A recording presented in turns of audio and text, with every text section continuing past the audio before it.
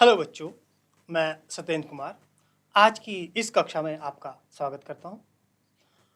हम सामाजिक विज्ञान कक्षा 9 की पुस्तक से चैप्टर लेके आए हैं।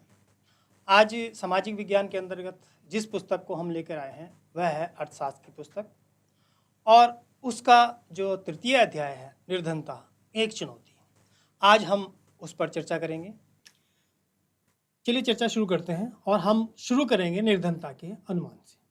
देखिए, भारत में निर्धनता अनुपात में वर्ष 1993-94 में लगभग 45% से वर्ष 2004-05 में 37.5% तक महत्वपूर्ण गिरावट आई है। यानी 2004-05 तक हमने, अगर हम 1993-94 की कल्पना करें तो वहाँ से 45% से हम 37.2% तक आ गए हैं। यानी हमने निर्धनता और निर्धन लोगों की संख्या में एक महत्वपूर्ण कमी की है। यानी इतने लोगों का जीवन स्तर हमने उठाया है। अगर हम वही बात करें 2011-12 में तो निर्धनता की रेखा के नीचे जीवन यापन करने वाले व्यक्तियों की संख्या और कमी हुई है। यानी जो 2004-05 में 37.2% थी, वह निर्धनता की रेखा के नीचे जीवन यापन करने वाले लोगों की संख्या 22% हो गई और यही परिवर्तित रही तो अगले कुछ वर्षों में यह संख्या 20% से भी नीचे आ जाएगी। तो आप देख रहे हैं कि हम धीरे धीरे अपने जो निर्धन व्यक्ति हैं उनको निर्धनता की रेखा से ऊपर लेकर आ रहे हैं। यानी उनके लिए जो आवश्यकताएं हैं, उनकी आवश्यकताओं को पूरा करने के लिए उनको संसाधन दिए जा रहे हैं, उनके आय के अवसर बढ़ाए जा रहे हैं और बहुत सारी सुविधाएं सरकार के द्वारा दी जा रही हैं ताकि जो गरीबी रेखा से नीचे जीवन यापन करने वाले लोग हैं वो गरीबी रेखा के से ऊपर उठ सकें और अपने लिए न्यूनतम आवश्यकताएं कम से कम पूरी कर सकें। देखिए, जो निर्धनता रेखा के नीचे रहने वाले लोगों का प्रतिशत 1973 से 93 में काफ़ी गिरा है। यहाँ पर आप देख सकते हैं निर्धन लोगों की जो संख्या है 2004-05 में 407 मिलियन थी, वह 407 मिलियन से गिरकर 270 मिलियन 2011-12 में हो गई। यहाँ पर आप देख सकते हैं ये जो हमने सेट्स यहाँ पर लगाए हुए हैं, 1993-94 404 मिलियन लोग थे, 4-5 में 407 मिलियन थे, 9-10 में 355 मिलियन थे और 2011-12 में जो कुल निर्धनों की संख्या है वो 270 मिलियन, यानी लगभग 27 करोड़ लोग ही गरीबी रेखा के नीचे रह रहे थे। यानी कुल मिलाकर हम यहाँ पर देख रहे हैं कि 2011-12 में औसतन 2.2% प्रतिवर्ष के हिसाब से प्रतिवर्ष के हिसाब से गिरावट आई है। तो यहाँ पर हम देख सकते हैं कि जो हमारे आंकड़े हैं वो हमें बता रहे हैं कि किस तरह से हमने गरीबी रेखा के नीचे जीवन यापन करने वाले लोगों की संख्या में घटौती की है, यानी उनको कम किया है। इतने लोगों को हमने गरीबी रेखा से ऊपर उठाया है। अब इसी से संबंधित एक और बिंदु है कि असुरक्षित समूह। देखिए, निर्धनता रेखा से नीचे के लोगों का अनुपात भी भारत में सभी सामाजिक समूहों और आर्थिक वर्गों में एक समान नहीं है। यानी निर्धनता रेखा के नीचे भी जो लोग रह रहे हैं उसमें भी हमारे यहाँ अलग अलग सामाजिक समूह के लोग हैं, अलग अलग आर्थिक समूहों के लोग हैं, लेकिन सबकी स्थिति एक जैसी नहीं है। जो सामाजिक समूह निर्धनता के प्रति सर्वाधिक असुरक्षित है, यानी जो सर्वाधिक निर्धन हैं, उनमें भी वे वर्ग कौन से हैं? अनुसूचित जाति के वर्ग हैं, अनुसूचित जनजाति के परिवार हैं। इसी प्रकार से आर्थिक समूहों में सर्वाधिक असुरक्षित समूह कौन से हैं? ग्रामीण कृषि श्रमिक परिवार, नगरीय अनियमित मजदूर परिवार। यानी जो सामाजिक समूह और आर्थिक समूह की बात करें तो सामाजिक समूह में अनुसूचित जाति, जनजाति या पिछड़ी जाति के लोग हैं, वो सबसे ज़्यादा निर्धन पाए जाते हैं। और इसी प्रकार से अगर हम आर्थिक समूहों की बात करें तो जो गांव में ग्रामीण कृषि श्रमिक हैं या नगरीय क्षेत्रों में जो दिहाड़ी मजदूर हैं, अनियमित मजदूर हैं, वो सबसे ज़्यादा गरीबी के प्रति असुरक्षित समूह है। यानी वो लोग ज़्यादा निर्धनता से घिरे हुए हैं। यहाँ पर हम इस चित्र से भी देख सकते हैं कि यद्यपि निर्धनता रेखा के नीचे लोगों का औसत भारत में सभी समूहों के लिए 22% है, यानी जो निर्धनता की रेखा है या निर्धनताओं का प्रतिशत है वह 22% है। लेकिन अगर हम यहाँ इस चित्र में भी देखें कि अनुसूचित जनजातियों में 100 में से 43 लोग अपनी मूल आवश्यकताओं को पूरा करने में असमर्थ हैं। यहाँ पर आप देख सकते हैं कि ये अनुसूचित जनजाति के लोग हैं, यानी 100 में से 43 लोग निर्धन हैं। ये लोग अपनी जो दैनिक आवश्यकताएं हैं या मूलभूत आवश्यकताएं हैं उनको भी पूरा करने में असमर्थ हैं। इसी तरह से आप देखिएगा कि अनुसूचित जाति के लोग जो हैं वो 29% यानी 29% गरीब हैं, जबकि भारत का निर्धनता का अनुपात क्या है 22, लेकिन ये उससे भी अधिक है। और आर्थिक समूहों की बात करें तो जो ग्रामीण क्षेत्र में अनियमित दिहाड़ी मजदूर हैं या कृषि मजदूर हैं वो 34% गरीब हैं, और इसी तरह शहरों में भी जो ये वाला आर्थिक समूह है अनियमित गैर श्रमिक हैं ये 34% गरीब हैं। यानी 100 में से ये जो अनियमित गैर कृषि श्रमिक शहरी क्षेत्रों में से 100 में से 34 गरीब हैं, ऐसे ही ग्रामीण क्षेत्रों में 100 में से 34 गरीब हैं। और अगर हम सामाजिक समूह की बात करें तो अनुसूचित जनजाति के 100 में से 43 लोग निर्धन हैं और अनुसूचित जाति में 100 में से 29 लोग निर्धन हैं। तो यहाँ पर हम देख सकते हैं कि ये जो समूह है ये सबसे ज़्यादा असुरक्षित समूह है, या हम कहें कि ये लोग बहुत ज़्यादा निर्धनता में अपना जीवन यापन जी रहे हैं, यानी एक इनका बड़ा हिस्सा निर्धनता में अपना जीवन यापन कर रहा है, जिनको अपनी मूल आवश्यकताओं को पूरा करने में बहुत ही मेहनत करनी पड़ रही है और वो अपनी मूल आवश्यकताओं को पूरा नहीं कर पा रहे हैं। तो ये थी बात समूहों की, सामाजिक समूह या आर्थिक समूह। लेकिन जो गरीबी है वो अंतर्राज्यीय स्तर पर भी असमान है, यानी प्रत्येक राज्य में एक जैसी गरीबी नहीं है। अगर हम 22% की बात कर रहे हैं कि भारत की जो निर्धनता है वो 22% है, लेकिन ये सभी राज्यों में अलग अलग है। कुछ राज्य ऐसे हैं जिनमें निर्धनता जो राष्ट्रीय औसत है उससे कम है, किसी में इससे ज़्यादा है। तो जो निर्धनता को कम करने के लिए अलग अलग राज्यों ने अलग अलग मेहनत की है, तो उनको अलग अलग सफलता मिली है।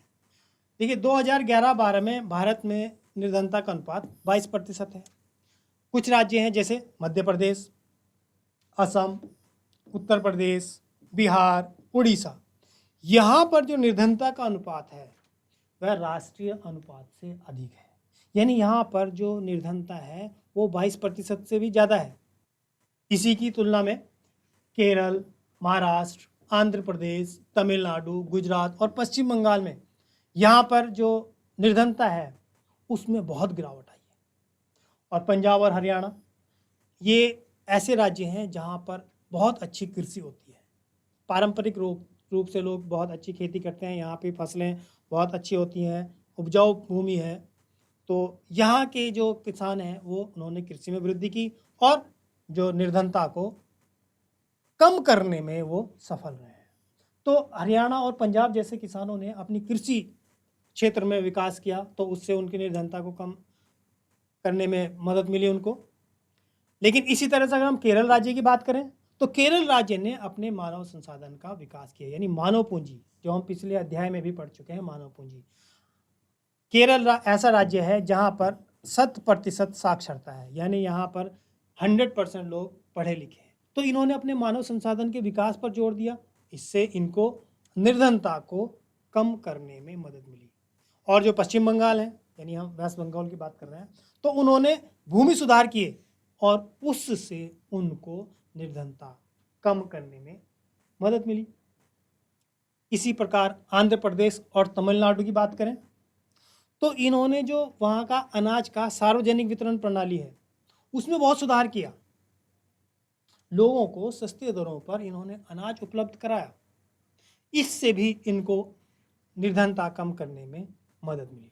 तो इस तरह से हम देख पा रहे हैं कि कुछ राज्य तो ऐसे हैं जो निर्धन हैं, उनका निर्धनता का औसत जो राष्ट्रीय औसत है उससे कम है, यानी वो इस प्रकार से अपने जो रहने वाले नागरिक हैं उनकी निर्धनता को कम नहीं कर पाए हैं। उसी की तुलना में कुछ राज्य ऐसे भी हैं जो इन सब को कम कर पाए हैं।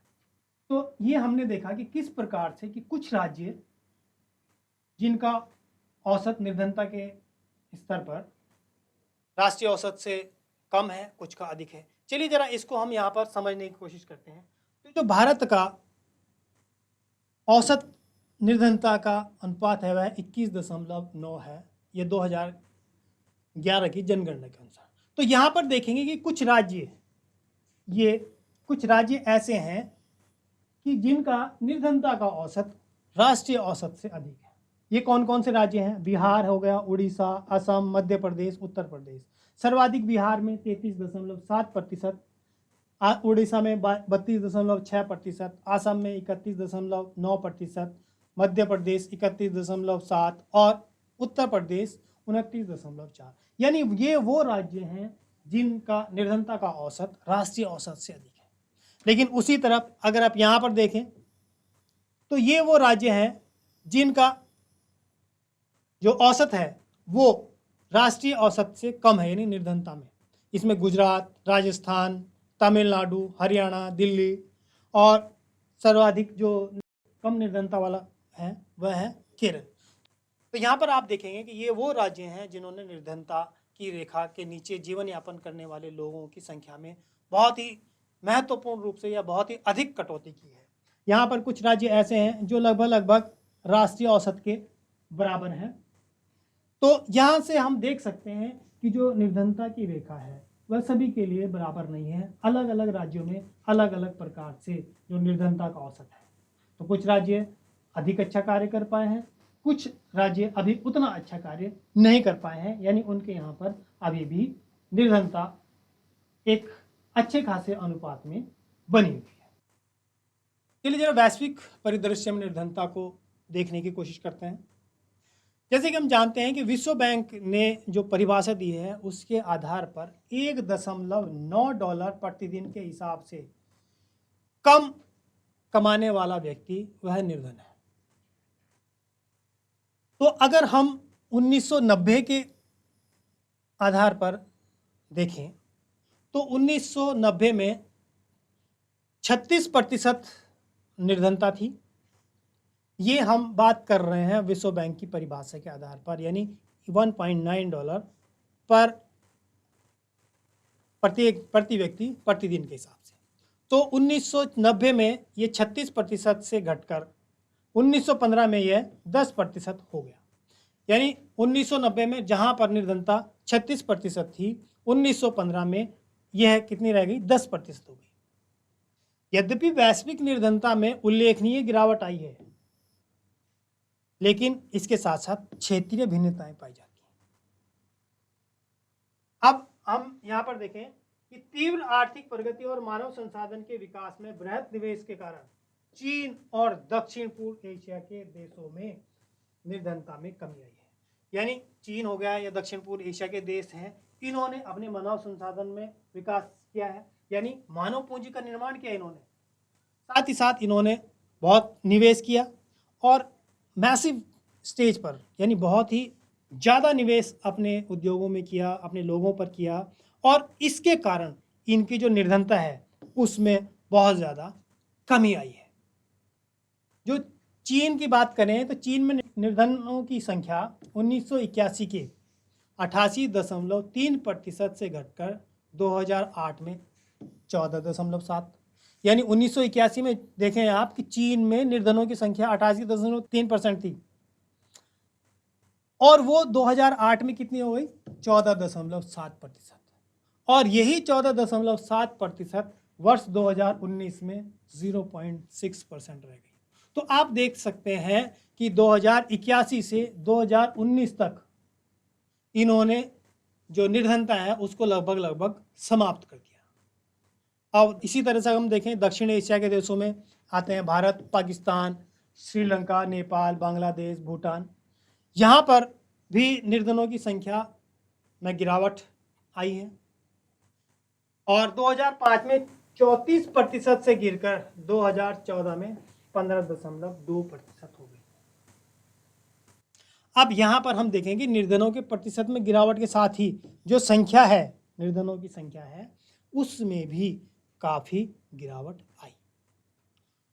2005 में 510.4 मिलियन लोग गरीब निर्धनता रेखा के नीचे थे, यानी 51 करोड़ लोग निर्धनता रेखा से नीचे जीवन यापन कर रहे थे, जो 2013 में 274.5 मिलियन हो गए, यानी 27 करोड़ हो गए।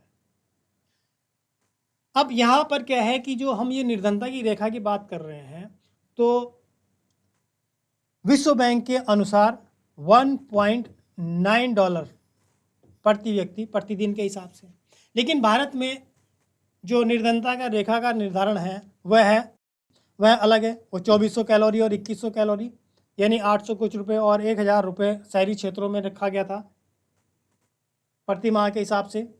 तो उस हिसाब से हम देखें कि भिन्न निर्धनता रेखा परिभाषा के कारण भारत में जो राष्ट्रीय अनुमान है वो इससे अधिक है, यानी जो हम वैश्विक परिदृश्य में देख रहे हैं उसके हिसाब से जो निर्धनता की रेखा की परिभाषा दी गई है उसके हिसाब से भारत का जो राष्ट्रीय अनुमान है वो इससे भिन्न भी है और इससे अधिक है।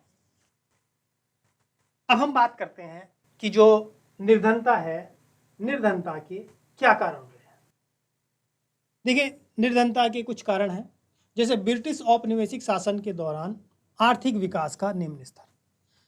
जैसे हम जानते हैं कि 200 वर्षों तक यहाँ पर ब्रिटिश औपनिवेश रहा है, और ब्रिटिश औपनिवेश के समय में जो हमारा आर्थिक विकास था वह उसका स्तर निम्न होता चला गया। यहाँ के जितने भी उद्योग थे वो धीरे धीरे समाप्त होते चले गए।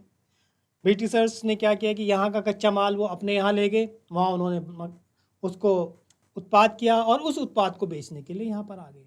तो उससे हुआ ये कि जो हमारा औद्योगिक विकास होना चाहिए था वह विकास नहीं हो पाया। जो लोगों को रोजगार मिलना चाहिए था, जिस तरह से हमारी आर्थिक वृद्धि होनी चाहिए थी, वह नहीं हो पाई, और यह जो है निर्धनता का एक बहुत बड़ा कारण बन रहा। जब हम आज़ाद हुए तो उस समय हमारे पास किसी प्रकार की कोई बहुत बड़ी फैक्ट्रियां नहीं थी, सारा का सारा सामान हम बाहर से आयात कर रहे थे, लोगों के पास रोजगार नहीं था, कृषि की स्थिति बड़ी दयनीय थी, उद्योग की स्थिति बड़ी ख़त्म थी। तो इस तरह से हम देख रहे हैं कि ये एक निर्धनता का बहुत बड़ा कारण रहा कि जो ब्रिटिश औपनिवेश शासन रहा उसमें जो आर्थिक विकास बहुत कमज़ोर रहा। इसका दूसरा कारण है उच्च जनसंख्या वृद्धि। हम देख रहे हैं कि हमारे यहाँ पर जनसंख्या में बहुत तीव्र वृद्धि हो रही है, और इतने लोगों के लिए भरण पोषण, रोजगार, शिक्षा, इनकी व्यवस्था करना बड़ा दुष्कर कार्य होता जा रहा है। हम जब आज़ाद हुए तो उस समय पास संसाधन कम थे, आर्थिक विकास कम था, ऊपर से जनसंख्या की वृद्धि बहुत तेज़ी से होने लगी। हम विश्व में आज भी दूसरे नंबर की सर्वाधिक जनसंख्या वाले देश हैं। तो उच्च जनसंख्या वृद्धि के कारण भी निर्धनता एक महत्वपूर्ण कारक बन गई कि इस जनसंख्या वृद्धि ने निर्धनता में वृद्धि की है। इसके अलावा एक और जो बिंदु है कि भूमि और अन्य संसाधनों का असमान वितरण, यानी भूमि है और जो दूसरे संसाधन हैं उनका समान वितरण नहीं है, असमान वितरण है। हमारे यहाँ कुछ लोगों के पास बहुत ज़्यादा संपत्ति हैं और बहुत से लोगों के पास बहुत कम संपत्ति है या भूमि है। इसका सामाजिक आधार पर भी हम देखें या आर्थिक आधार पर भी देखें, सामाजिक में भी समाज के कुछ वर्गों के पास बहुत ज़्यादा धन है या बहुत ज़्यादा संकेंद्रण है संपत्ति का, जबकि कुछ बहुत अधिक जनसंख्या वाला समाज है जिनके पास बहुत कम संसाधन उपलब्ध है। तो ये जो असमानता है, इस असमानता ने भी निर्धनता को जन्म दिया है। इसके अलावा सामाजिक और सांस्कृतिक कारण हैं, यानी सामाजिक कारण हमारे बहुत से ऐसे कारण हैं जिसमें व्यक्तियों को बहुत से काम करने के लिए छूट नहीं है, या कुछ सांस्कृतिक कारण इस तरह से बन गए हैं जिसने निर्धनता को बढ़ावा दिया है। तो ये कुछ महत्वपूर्ण कारण थे जो निर्धनता के बढ़ने में योगदान दिया, जिन कारणों ने। निर्धनता के कुछ अन्य कारण जिन्होंने निर्धनता को बढ़ाया है, एक है भूमिहीनता। जब लोगों के पास भूमि नहीं थी तो वो उत्पादन भी नहीं कर पाए, अपने खाने पीने का इंतजाम नहीं कर पाए, श्रमिक के रूप में काम करना पड़ा, जिसके कारण उनको आय प्राप्त नहीं हुई और वो निर्धन बन गए। बेरोजगारी, देश में बहुत से लोग बेरोजगार हैं, उनको आय प्राप्त नहीं हो रही है, नतीजा वो भी निर्धन है। परिवारों का आकार, अभी हमने आपको पिछले पार्ट में भी 2 स्टोरीज सुनाई थी। तो अगर हम आसपास भी देखें तो हमारे यहाँ जो परिवारों का आकार है वो काफ़ी बड़ा है। यानी एक कमाने वाला है तो 6-7 उसके साथ व्यक्ति ऐसे हैं जिनका भरण पोषण उस व्यक्ति पर निर्भर है। तो जो बड़ा परिवारों के आकार के कारण भी सभी आवश्यकताएं पूरी नहीं हो पा रही हैं और यह भी निर्धनता के कारण है। इसके अलावा निरक्षरता ने भी जो निर्धनता है उसको बढ़ाया है। अभी हम बात कर रहे थे अलग अलग राज्यों में साक्षरता की स्थिति पर, तो हमने देखा कि जो केरल राज्य है उसने 100% साक्षरता हासिल की, और जब उसने 100% साक्षरता हासिल की तो उसके यहाँ जो निर्धनता का स्थिति है वह भी अन्य राज्यों के मुकाबले सबसे अच्छी है। यानी वहाँ पर निर्धनों की संख्या सबसे कम है। खराब स्वास्थ्य और कुपोषण ये भी निर्धनता को बढ़ावा देता है। बाल श्रम यह भी निर्धनता को बढ़ावा देता है। जब व्यक्ति बाल श्रम करता है यानी कोई बाल श्रमिक है तो उसको पढ़ने के अवसर नहीं मिल पाते, उसको अपना विकास करने का समय नहीं मिल पाता, संसाधन नहीं मिल पाते, तो वह भी निर्धनता की ओर अग्रसर हो जाता है। इसी प्रकार जब किसी प्रकार की सहायताएं नहीं प्राप्त होती हैं तो वह भी निर्धनता को बढ़ावा देती है। तो ये तो हमने बात की कि निर्धनता क्या है और क्यों है। अब हम बात करते हैं निर्धनता निरोधी उपाय, यानी निर्धनता को किस प्रकार से समाप्त किया जा सकता है या निर्धनता को हम किस प्रकार से खत्म कर सकते हैं। निर्धनता उन्मूलन भारत की विकास रणनीति का एक प्रमुख उद्देश्य रहा है। यानी सरकार ने जब भी योजना बनाई है उनका मुख्य उद्देश्य यही रहा है कि भारत से निर्धनता को समाप्त किया जा सके। तो हम देख रहे हैं कि ड्रास्टिक चेंज आए हुए हैं। यानी 2011-12 तक हमने देखा कि केवल 22% ही जो गरीबी रेखा के नीचे लोग जीवन यापन कर रहे थे और धीरे धीरे उसमें कमी आ रही है। सरकार की वर्तमान निर्धनता निरोधी जो रणनीति है मोटे तौर पर 2 कारकों से संबंधित है: आर्थिक समृद्धि को प्रोत्साहन और लक्षित निर्धनता निरोधी कार्यक्रम। यानी सरकार का पहला लक्ष्य है कि जो आर्थिक समृद्धि को प्रोत्साहन देना, यानी लोगों को आर्थिक रूप से समृद्ध बनाना, उनको रोजगार देना, स्वरोजगार के अवसर प्रदान करना, उनको इस प्रकार से सहायता करना कि वह अपनी आय में वृद्धि कर सके। और अगला जो कार्यक्रम है वह है कि लक्षित निर्धनता निरोधी कार्यक्रम, यानी अलग अलग समूहों को लेकर अलग अलग प्रकार के कार्यक्रम बनाए जाएं जिससे उस पर्टिकुलर समूह को, यानी उस निर्धारित समूह की निर्धनता को समाप्त किया जा सके। इसके लिए सरकार ने कई प्रकार के कार्यक्रम बनाए हैं। तो जो निर्धनता निरोधी कार्यक्रम है वो कौन कौन से हैं, जरा इन पर भी बात कर लेते हैं। महात्मा गांधी राष्ट्रीय ग्रामीण रोजगार अधिनियम 2005, ये 2005 में सरकार ने जो महात्मा गांधी राष्ट्रीय ग्रामीण रोजगार अधिनियम बनाया है, इसके तहत 100 दिन के रोजगार की गारंटी दी गई है। यानी प्रत्येक ग्रामीण परिवार को 100 दिन गारंटीड रोजगार मिलेगा।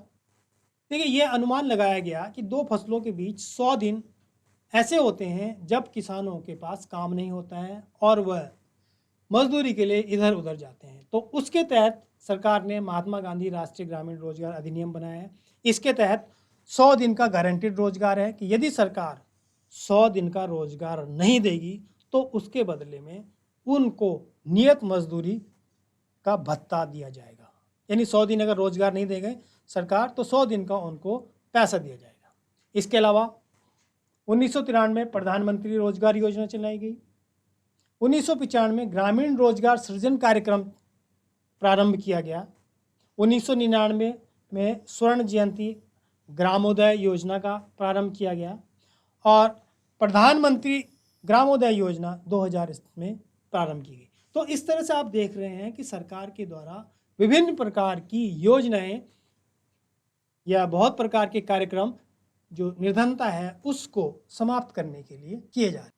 तो ये हमारा टॉपिक आज का था जिस पर हमने निर्धनता के अलग अलग बिंदुओं पर चर्चा की। और इसी चर्चा से संबंधित कुछ प्रश्न हम आपके लिए लेके आए हैं, जिन पर अब यहाँ पर हम कुछ डिस्कस कर लेते हैं। पहला प्रश्न है कि वर्ष 2011-12 में निर्धनता रेखा के नीचे जीवन यापन करने वालों का क्या अनुपात था?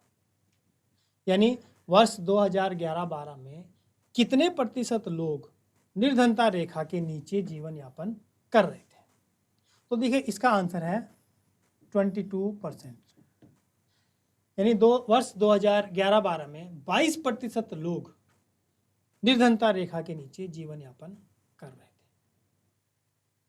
अगला प्रश्न है कि किन राज्यों का निर्धनता अनुपात राष्ट्रीय अनुपात से अधिक है? यानी वो कौन कौन से राज्य हैं जिनका निर्धनता अनुपात राष्ट्रीय अनुपात से अधिक है, यानी जिनका निर्धनता का अनुपात 22% से अधिक है। तो इसमें कई सारे राज्य थे। इसमें बिहार,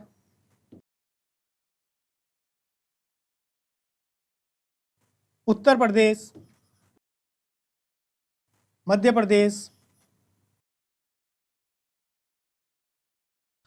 असम, ओडिशा जैसे राज्य थे जिनका निर्धनता अनुपात राष्ट्रीय अनुपात से अधिक था। अगला प्रश्न ले लेते हैं कि विश्व बैंक की परिभाषा के अनुसार प्रतिदिन जीवन निर्वाह के लिए कितने धन की आवश्यकता है?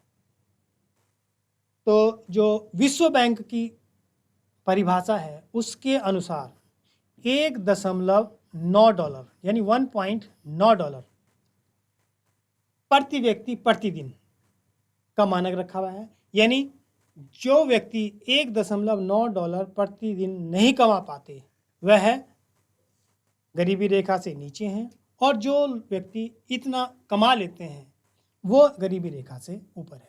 तो यानी विश्व बैंक की परिभाषा के अनुसार $1.9 का जो मानक है वह निर्धनता की परिभाषा के लिए रखा हुआ है। अगला प्रश्न है कि भारत में निर्धनता के क्या कारण हैं? देखिए, भारत में निर्धनता के बहुत सारे कारण हैं।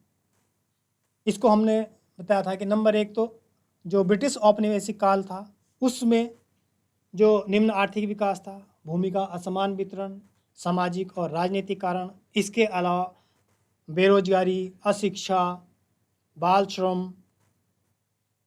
बीमारी, कुपोषण, इस तरह के बहुत सारे कारण हैं जो भारत की निर्धनता के लिए जिम्मेदार है। तो ये था हमारा निर्धनता एक चुनौती पाठ का द्वितीय और अंतिम भाग। उम्मीद है इसमें चर्चा किए गए बिंदु आपको समझ में आए हों, और इसके बाद जो अगला टॉपिक लेकर हम जल्द ही आपके सामने उपस्थित होंगे। तब तक धन्यवाद।